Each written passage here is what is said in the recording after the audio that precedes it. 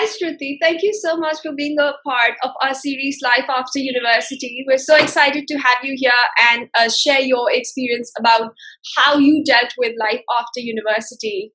Thank you so much for getting me on. It's been a great pleasure being over here, and I think the next 15 minutes will be very cool. I am looking forward to it myself. So tell us something about yourself, your life so far. What have you been studying and what have you been doing? Okay, I'm 28, so I don't know how short I can keep it, but I'm gonna keep it as short as possible. So I'm 28. I did my undergrad in commerce from Coimbatore, from a college called PSG.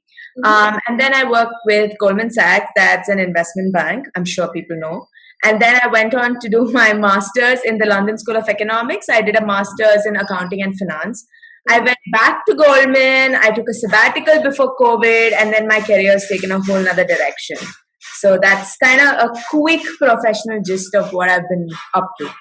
So how has your sabbatical been going so far? The irony of it all was I took a sabbatical to travel. Right. At the beginning of the year, not well timed at all. Right. But I don't know, in a way, you kind of feel that everything is the way it's supposed to be. So I think at the beginning of the sabbatical, I went through all the stages of, I don't even know what to call it. I was like, oh my God, what did I do? Etc., etc. And then you sort of kind of get used to it and say, let's just pick ourselves up and do something else.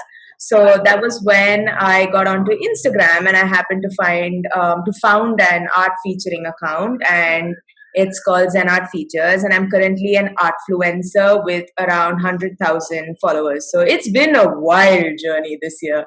Yeah. Absolutely. I mean, it sounds wild having stopped or taken a sabbatical year to travel and then something else happening altogether. Completely. Sounds so interesting. I mean, it's like you plan for something, but there's always something else planned for you, and it's got to be really great. 100%, yes. But I must say, today I'm extremely happy that I took the sabbatical, because now I don't even know if I'm going to go back to corporate life ever, because I don't know, it's very different, but it's very interesting. It's very rewarding. So we'll see how things go. Never say never, but we'll see how things go. Absolutely. And I've gone through the Instagram page. It's beautiful. There's thank you so much. Piece of content over there. I definitely put the link below so that people can follow you. People can great. Feedback and even share their work of art. Absolutely. I'd love to see it. So you mentioned that you worked with Goldman Sachs from 2013 until 15. Yes. And then you moved back to studying from LSE. Yes. So what would be your advice, or how would you say should students take this up when they've started working early on but now want to go back to studying, or now want to pursue a certain course later in the future?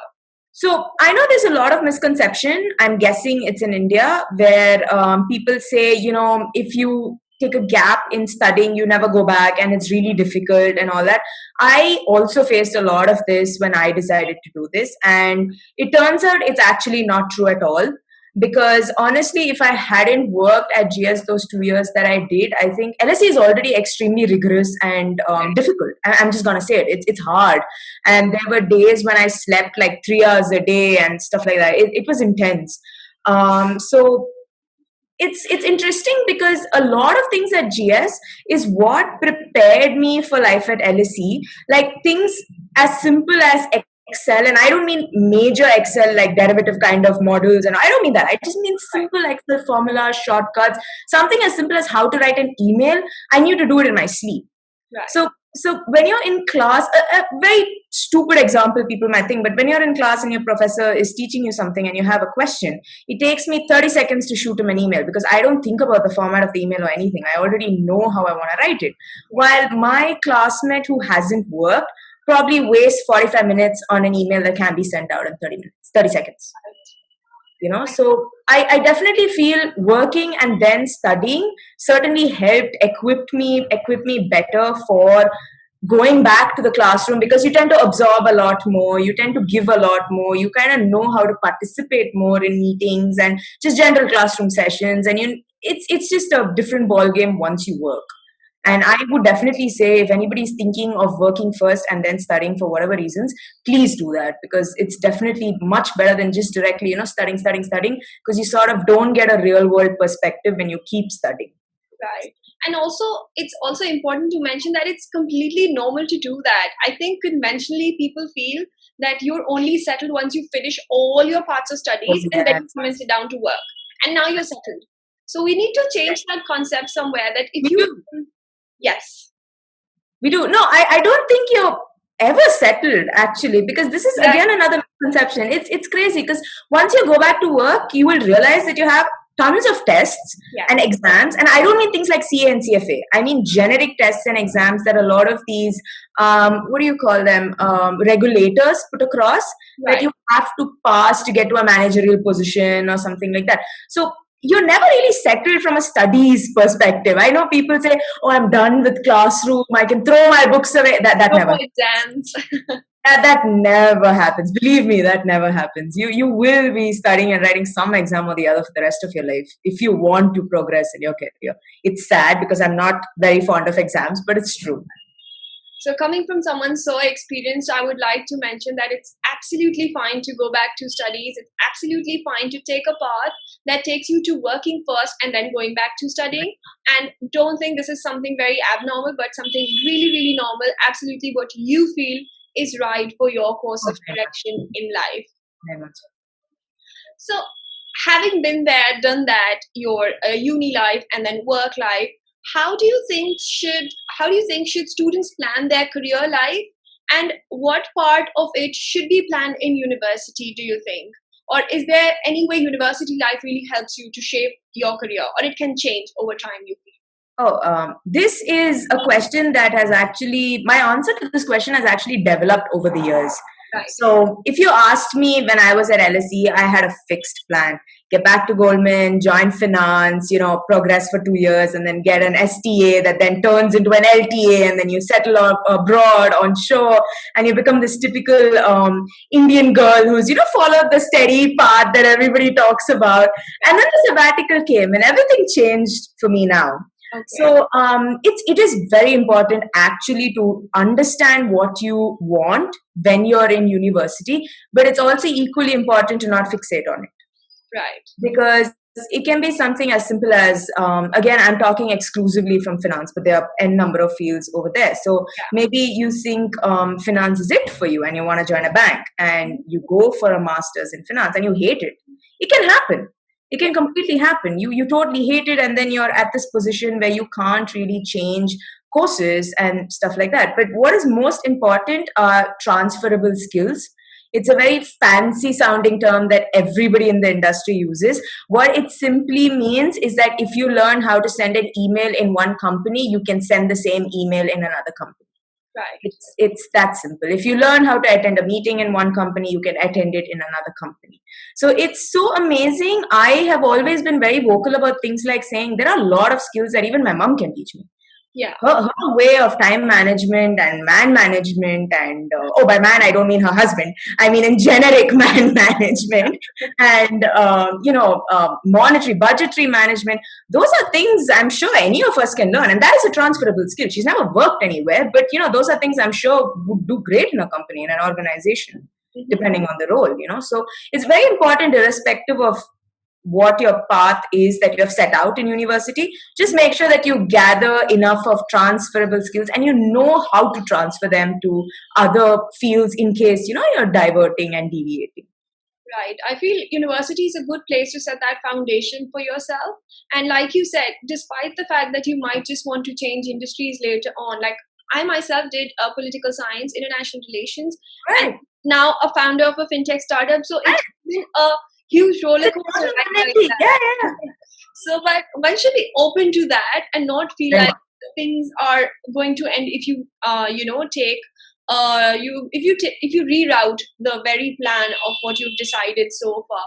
So, like you said, it's a good idea to have a plan, but don't feel afraid or don't be anxious if there's a change in the very plan. And the change can come any way. The change can be thrust on you. It can happen by chance, like it happened to me, or you can decide to make that change. Like I think you genuinely decided to make that change. So I think that's fine. How the change comes, it's fine. As long as you know that you're bringing experience from your past and you're not starting afresh. You're not starting new. There are things that you bring to the table from your past experience that somebody else does not have. And I feel the studies and the experience that you have will only shape your new experience so much better, and it will give you so much strength to do it because you've done it before. Just the new part will be getting out of your comfort zone. Yes. But whatever has been done is never in vain. So many people feel that whatever you've done earlier, I mean, I had the feeling for a really short period that my political science studies are a waste. Why did I even go there then? I had that too at the beginning of the year. Don't worry about it. Yeah. But now I realize the research skills that I learned during uni are helping me now to work on my startup and to do things. And similarly for you, I'm sure there must have been skills that you learned during LSE, of course, that are now helping you in your Instagram. And of course, I agree. So well. Yeah, I agree. That's wonderful, though. So, coming to the next question, 9 out of 10 people in the UK have the feeling that they are undereducated about personal finance, and 9 out of 10 is like a big number. And you having studied in financial management and having a career there, how important do you feel is personal finance management or the understanding of your money is for students? And how do you feel is the current startup ecosystem working towards educating or making people literate about understanding their money? So I think it's extremely important to be able to manage your money because it is expensive. Studying abroad, I'm not going to lie, is not the same as studying in India. Forget the tuition fees and the living and all that. I still remember when I went to the grocery store in London. I lived in London Central. That's one of the most expensive places over there. A packet of peas is, I think, around £4. £4. So when I reach for it, my mind doesn't say £4. My mind instantly says, "Oh my God, 400 rupees for a packet of peas? Really?" So I mean, it's interesting, and no, it's very important. It's very, very, very important. But I don't think it's that. So I don't agree to I'm sure there's research done where 9 out of 10 people say that they don't know how. But I think it's more of a I'm scared to as opposed to a I don't know how, because I'm sure all of us know how. It starts right when we were kids, right? I don't think any of us had parents who just gave us $1,000 a month and said, "Go crazy." Yeah. We all got that 5 rupees that you had to like save, and okay, today if I have 5-star, tomorrow I won't get anything. Yeah, I'm sure all of us had that. So it's very simple, and I think something that's very important is not succumbing to peer pressure. Though people say peer pressure goes away when you're a teenager, that's not true. I had a fair bit of it when I went to LSE because you do have certain students who prefer spending their money drinking and partying as opposed to maybe buying a packet of peas. Right. And it's okay if you want to do that, but a place like LSE, it's better if you eat healthy because you don't want to go in for a Monday morning class with a hangover. You prefer going in with a stomach full of 400 rupee peas. But no, so it's just something that we all already know. But we're scared to tap into that knowledge that we already have with us, and we're just scared to use it. And I think that is where startups like yours and all comes in, because I think having an app that helps you budget and helps you understand finances certainly helps, because it sort of pushes you in the right direction, and it kind of helps you say, okay, you've already finished your spending for this week. Maybe you shouldn't be, spending next week's budget this week. Yeah, maybe that doesn't make the best of sense. No, but I think if people say they don't know, I think they should look a little bit into themselves, because all of us do know, and all of us have been really good at it when we were young. Because I cannot believe any child really going over budget, because that was just not okay in our generation, right? So we all stuck to a budget, and if we could do it then, I'm sure we can do it now. We're so much more learned, we have experienced so much more. I'm sure we can do it now. Is it easy?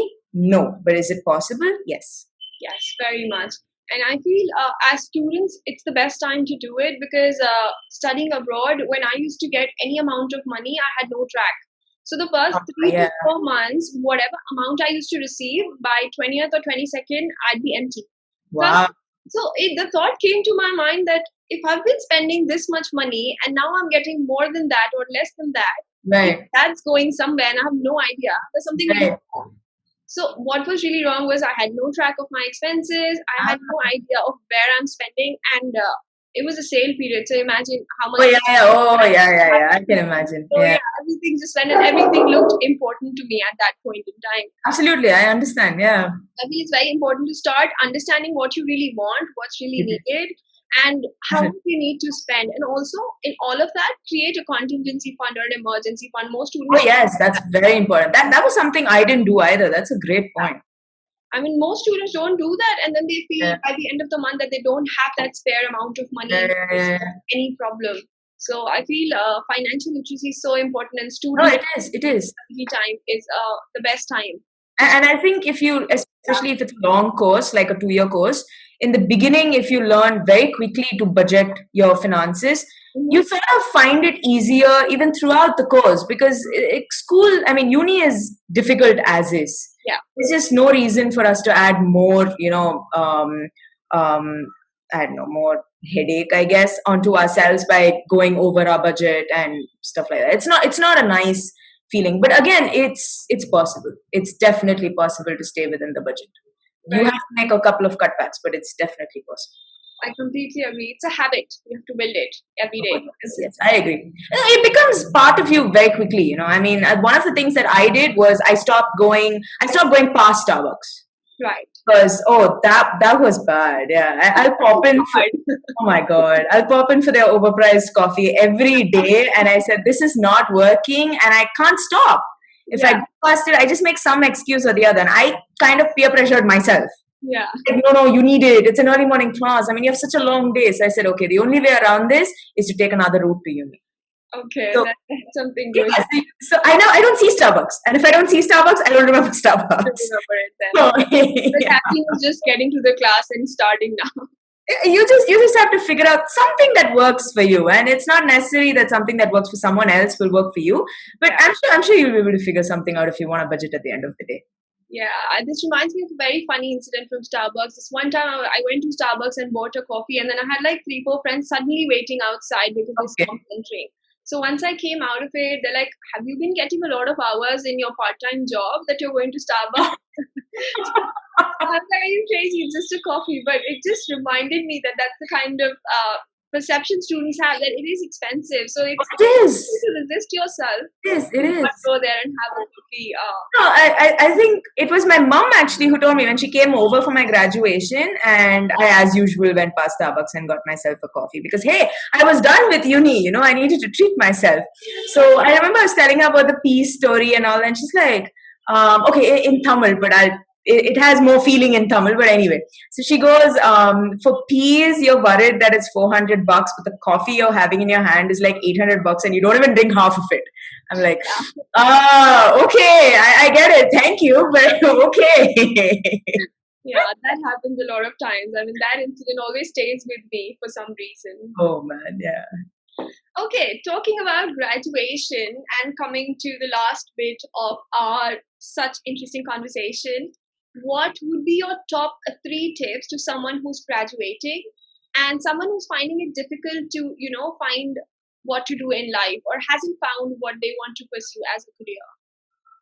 The first thing I would say is it's okay to explore. Because I had that notion as well. I sort of said, I just want to go back to GS and it's just going to be GS. So my path was just Goldman. And I'd sort of had a life plan. I didn't even have a 10-year plan. I think I had like a 30-year plan of how I would grow. Yeah, of how everybody makes that reaction when I say that. Yeah. But anyway, a 30-year plan of how I would grow at GS, in GS Finance. Yeah. In retrospect, I think that was a little immature. It's good to explore. It's okay if you're gonna work at one company for a year and then switch and then work at another company. Of course, don't do this for the rest of your life. But for a few years, it's completely okay to explore because 1, you build your resume. 2, you get tons of transferable skills and you get a lot of knowledge about how different industries work, different companies work, and you can kind of apply all this when you finally settle in at a job and say, okay, this is the job that I want to work at. So 1 would definitely be explore. 2 is take a gap year. That's something I never did and I wish I had because uni can be very intense. So if you can't afford a gap year, I think that was also a little bit of a thing with me. So if you can't really afford to take a gap year, or if you just want to jump back in into working again, take at least 3 months off or 6 months off, because don't time it the way I timed it. Time it better. Please time it better. Take a couple of months off to travel. Yeah, I'm starting to think that this may not be a great point to say. But anyway, gap years always help. You can again, you get a lot of transferable skills, because I also think through my account there's so much that I'm learning that if I ever go back to corporate life, I can 100% use. There's just so much of management skills, time management skills, general people skills that I'm learning, which will definitely come in handy. So a gap year is very much needed for a lot of people, is what I feel, because it helps. Transferable skills that you get, you'll never find in a classroom or even at uni, or definitely not at your desk job. But please time it right. Do not time it like I did. So the third one is networking. This was something that a lot of people told me during my career, but I think I did not realize the importance of it until I came back to GS. So I must say networking is very, very important. And it's not just because when you say networking, a lot of people think that it's meetings or things like that you hold offline. That's not really true. You can just pull people from different departments, or maybe even your classmates and stuff like that, for a coffee, or maybe call them over for dinner and just ask, just show interest. What are you doing? How their job is going, what their job is about, and the amount you will learn is incredible. And again, here it's sort of transferring skills in between two people, because when you ask them about what they're doing, they will ask you about what you're doing, and both of you just come off out of the meeting with a lot more knowledge about something other than your job. Right. And something other than what you currently do from, say, 9 to 5. And this, again, really helps when you want to make a switch or you want to make a change or something. And if nothing else, it tells you that you're in a great job that you really love. Yeah. And you don't really want to go elsewhere. So networking is always a win-win. And I think it's something that everybody should do, and it's very important. Absolutely. So, yeah. It pushes me to mention two statements having been told to me by two different people. Mm-hmm. So one of them on networking itself. So one of them said that your network is your net worth. Oh, I agree. And the second one being that it's not what you know, it's who you know. Absolutely. No, it's what you know and who you know. Because yeah, you can't just know like everybody in the company and not know your job. Not know your job, yeah. And then nobody wants to know you. Oh yeah, that could be a possibility. I agree. Yeah. So let me sum it up for everyone watching. It's to explore. Don't forget to explore during your university life. And the second one being that taking a gap year is equally important if you feel that you need that time to understand what you want to do or what you want to pursue in life. But just please time the gap year right. Yes, please time the gap year right. We hope that there's no such more timings that can go wrong. I mean, in terms of the way it has gone wrong this way. Don't want no more COVID after this. So right. Yes. And the third one being networking, which is so important in today's time, to get to know people and to introduce yourself, because it's not just about knowing people, it builds your confidence as well, I feel, as a person. And doing that can really help you to be in circles, to be in groups that are of like-minded people, which will only push you to grow and do things that you want to do faster and in a better way. Yeah. Lovely. It was a great conversation. It was lovely to speak with you. Thank you so much for sharing such amazing parts of your university life and lessons and learnings that you have gathered and accumulated over all these years. Any signing off notes from you? Just don't be afraid. It's a scary time. University is a scary time. It's a daunting time, especially when you arrive. You will think everybody knows everything except you. That's a myth. Everybody's as confused, maybe a little more than you are. Yeah. So it's okay. You will find your way. You will get there. I've been through it. Shivika's been through it. Most of us have been through it. So it's okay. You'll be fine. Don't worry. Lovely. That's great advice. Thank you so much once again. Thank you for your time and thank you so much for having me. Conversation.